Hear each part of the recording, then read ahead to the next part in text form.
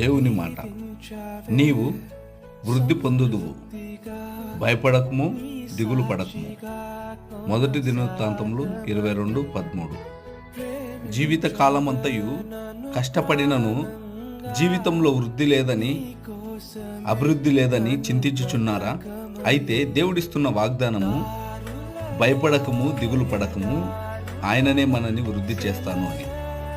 ఎప్పుడైతే మన జీవితము దేవుని చేతిలో ఉంటుందో, ఆయన మార్గంలో మనం నడుస్తామో, మన జీవితంలో అభివృద్ధి పొందుట మనము కన్నులారా చూస్తాము, అనుభవిస్తాము.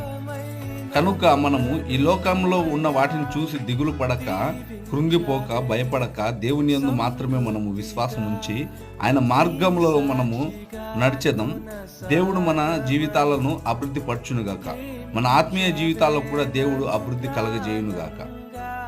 ఈ కొద్ది వాక్యం దేవుడు దీవించునుగాక.